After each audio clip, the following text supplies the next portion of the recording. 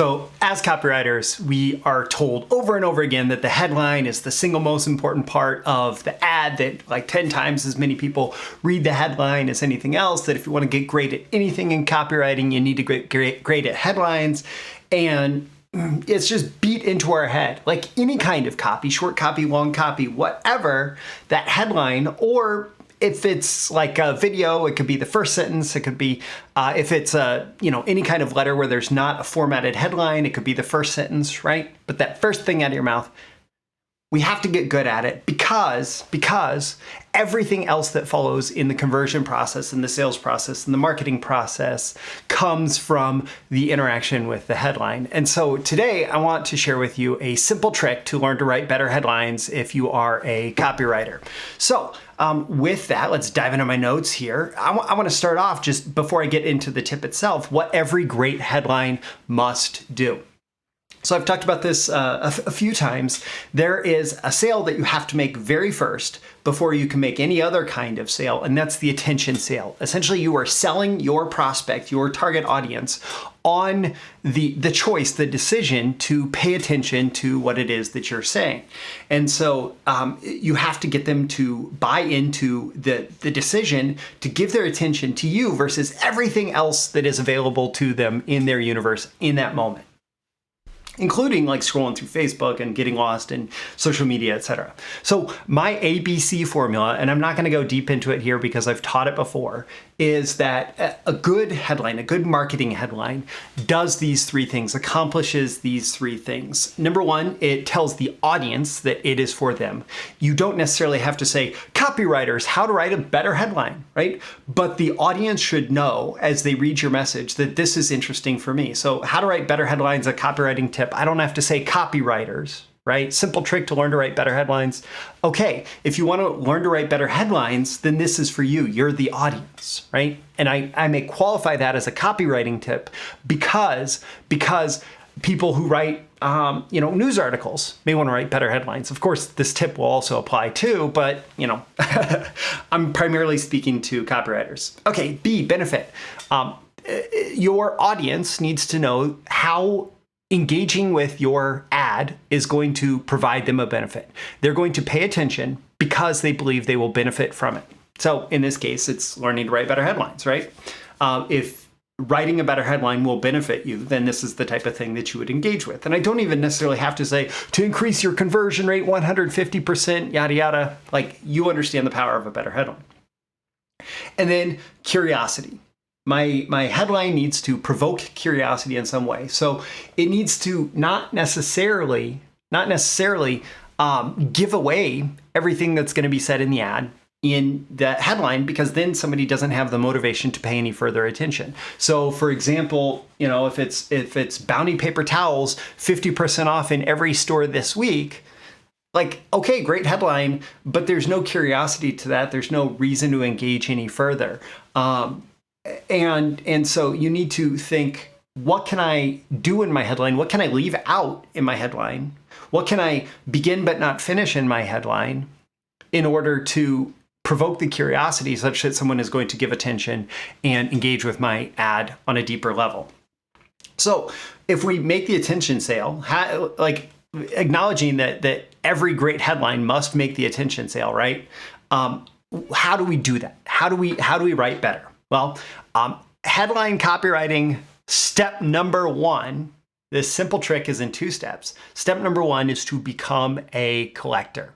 So you can collect headline ideas from lots of places. So I have this old stack of 3x5 note cards from when I was becoming a copywriter, where I just wrote down a bunch of headline formulas, a bunch of like old headlines and stuff. And I just learned a lot about different types of headlines by writing that out on those note cards.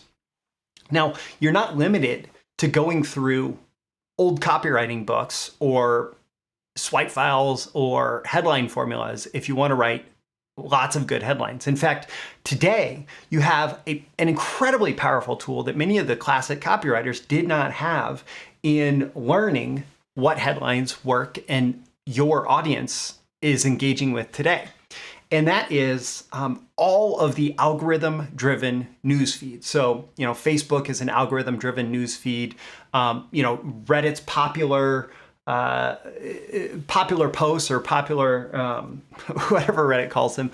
If you go to reddit.com/r/all, that's like all of Reddit, and you can sort it by what's most popular right now, today, this week, this month, right? If you go to Google News, that's another great place where you can scan news and they're going to tell you what the most popular articles are today in this moment based on lots of different things, including if you let them, track your history, they'll tell what's most interesting or what's most popular based on what they think you'll be interested in, etc. But what you can do is you can look at all of these things, and whenever there is a headline that engages you, that interests you, that you want to click on so that you can read more, you can save that as a potential headline for your use going forward in the future. So, for example, like I let Google track what news and keep a record of what news I've clicked on. And I understand if you don't want to, but one of the things that you can do is you can actually go back and look at your personal history of what you clicked on. So earlier today, I clicked on, is a new bull market imminent? Warren Buffett doesn't think so. Okay, so that's cool. That's interesting. I also clicked on 3 morning habits to help you be happier and more productive at work, according to psychologists. Okay, that's interesting. So these are different things that I've clicked on, and I'm sure we could go through and like find lots of different things that I clicked on. But the whole point is that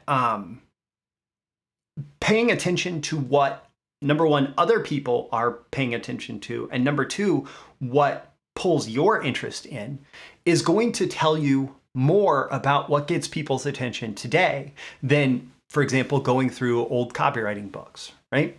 And so if we look, and I will tell you that I've seen a lot of successful articles that say something like, 3 blank to help you blank, according to some authority figure, right? And that headline formula is particularly effective, like a list of whatever to help you achieve whatever benefit according to some authority figure, right? 3 ways to live a better, happier, healthier life according to science. The whole point is that we are collecting different ways that people do headlines that engage our attention, right? So step number 2 is to use your collection.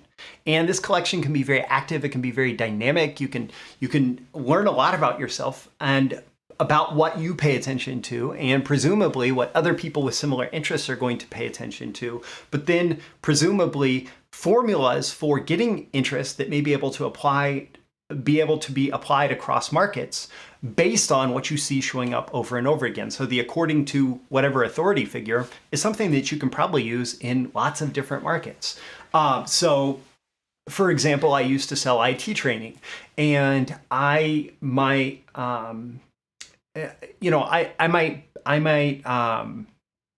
do a survey of hiring managers based on what certifications are going to be the most important in 2023. And I could write an article, top 3 IT certifications to help your career in 2023, according to IT hiring managers. Boom, I have an interesting article, right? I have an interesting maybe landing page advertorial that I could use to link people through to different IT certification training, right? But this is about using your collection. And so one thing that I did early on in my copywriting, and I know that other really good copywriters have done this, is when I started writing things, before I was able before I had kind of the intuition of what's going to be a good headline and what won't, I would go through my collection of headlines and I would write a whole bunch of headlines. Now, in my notes here, I say write 100 headlines. If you write 100 headlines, you're probably going to come up with some really good ideas. Doesn't necessarily have to be 100, but it's a great way to do this. Great goal. Then filter your favorites. Just what's most compelling to you? What's most interesting to you? What themes? Like, you're going to get repetition of themes. You're going to get, some that fall flat. You're going to get some that you feel are great. But filter out what your favorites are. Eliminate a bunch. And then mash up and edit your headline. So you might have a how-to section of a headline, and then you might have an according to whatever that were written separately in different headlines if you're writing 100 different headlines. But then as you mash them up, you say, okay, that's a really interesting headline, and it really fits the overall narrative of what I'm looking to say in my ad, in my marketing piece here. And so that's how you do it. Like, this is a fairly simple trick. I promised it would be a simple trick, right? You just collect a bunch of headlines that grabbed your attention, grabbed the attention of the market, that happened to be based on proven ads, etc. But just get a bunch. The point is not to have one great headline formula. The point is to have a bunch of inspiration, and then use your collection to be inspired to write unique headlines to you and your offer. Now, don't forget that the attention sale is only the first sale you need to make. And using that classic formula, if we get someone's attention, then we need to build their interest in our messaging. And from their interest in our messaging, we need to translate that into desire for the type of solution that we offer and our particular solution.